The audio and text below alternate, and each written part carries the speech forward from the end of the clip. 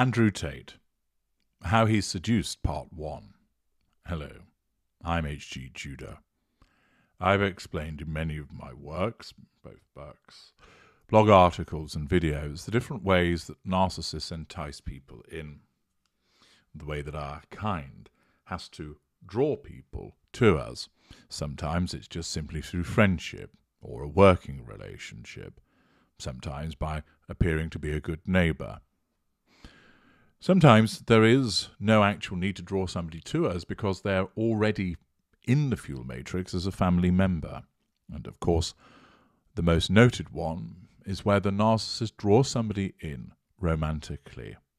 There are lots of different ways that we bring a person into our fuel matrix and, more importantly, how we keep them there.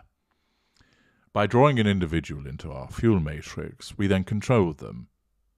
Initially, through a variety of benign ways, treating you well, flattering you, taking you to interesting places, perhaps buying you gift, taking you on holiday, giving you great sex, being interested in what you have to talk about, apparently being compassionate and supportive in some instances. There's lots of different benign ways that we manipulate you. Be under no illusion that this is actually an illusion. Those behaviours aren't genuine. Many people make the mistake of thinking to themselves, but at the beginning he or she was decent and kind and loving. That was genuine, it just went sour. No. All of that was an artifice, a fabrication. It was manufactured by us as a means of drawing you in. There are some instances where we're maligned to individuals to begin with, but most of the time we're not. The reason being is we're red and tooth and claw all of the time. We wouldn't get any victims. And therefore, we start off, occasioned by our narcissism, viewing you as decent, that you're painted white, because you haven't done anything to offend us, threaten our control. And therefore, the starting position is that you are painted white, and thus you experience some form of golden period. Sometimes a bronze period, but often the golden period. That golden period can be whether we're drawing you in as a friend or a colleague or a neighbour. And more usually, of course, where it's romantic. You're also aware that the narcissist Andrew Tate finds himself currently detained at the pleasure of the Romanian authorities.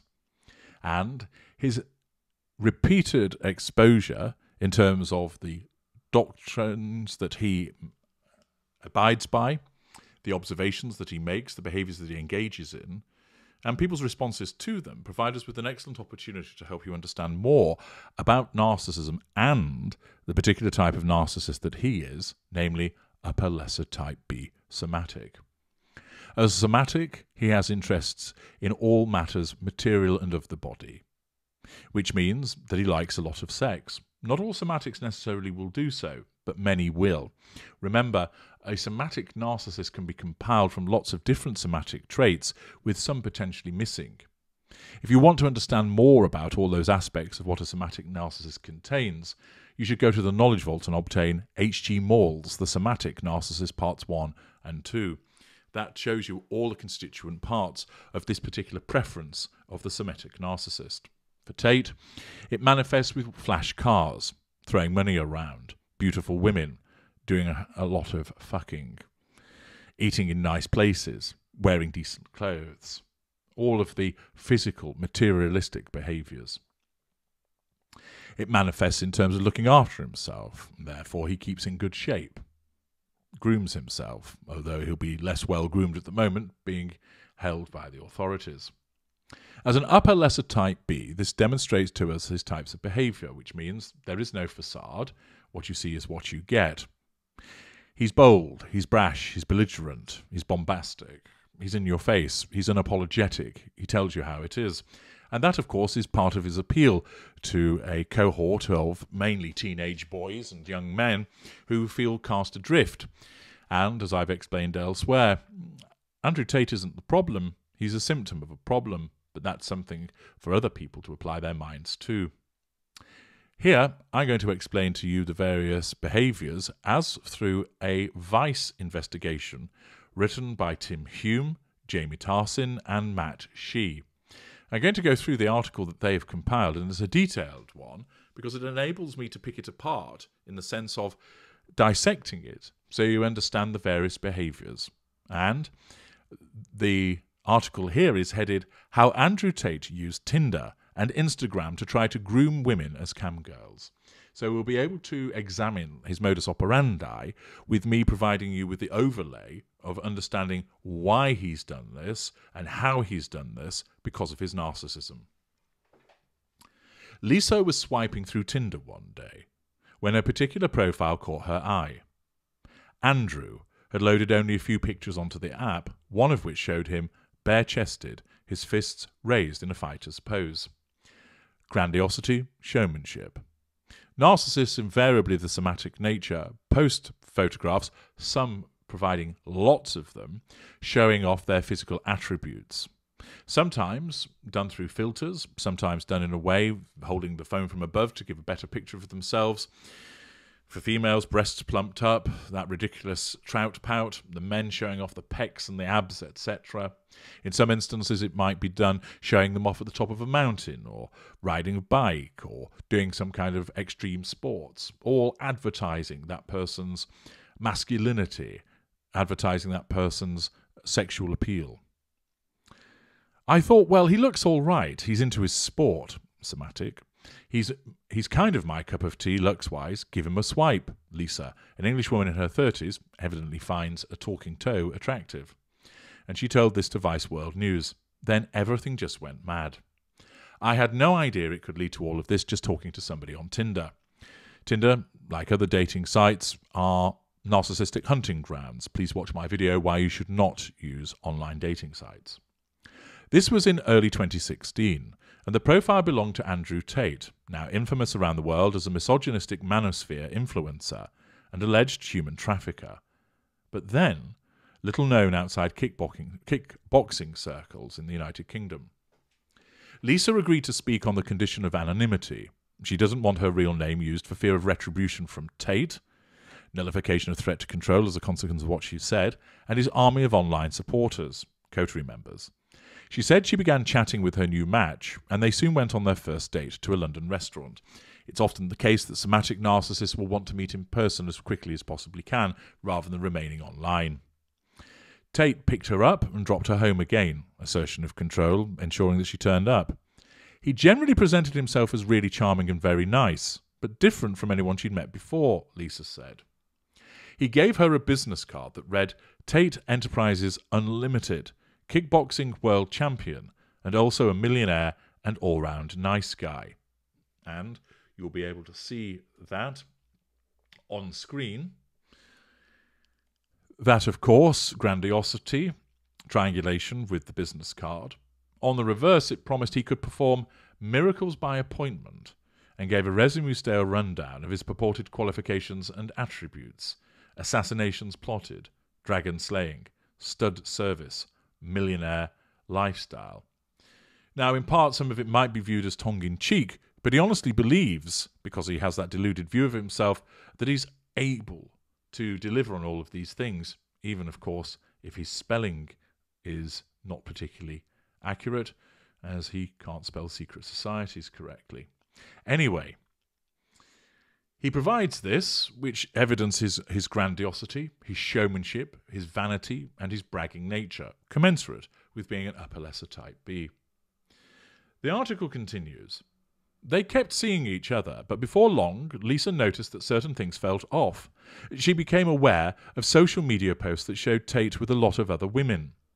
When she started asking more questions about his lifestyle, he responded with an ultimatum. If she wanted to be his girlfriend, she would have to come and live with him and work for him. Assertion of control, conditions attached. Although he was initially cagey on exactly what he did, vagueness, or where he was based, vagueness. Eventually, Lisa was able to get to the truth. Tate was running a webcam sex business based in Romania, with ambitions to expand the operation elsewhere.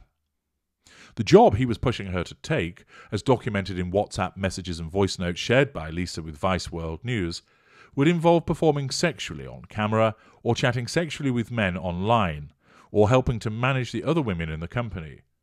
although he insisted she'd invariably need to perform on camera herself to properly understand the business. Exploitation, lack of boundary recognition, assertion of control. She came to realise that Tate was using apps such as Tinder to meet and recruit women like her en masse for the business, attempting to groom them using the so-called lover boy technique, a strategy where men attempt to make women fall in love with them in order to exploit them in the sex industry.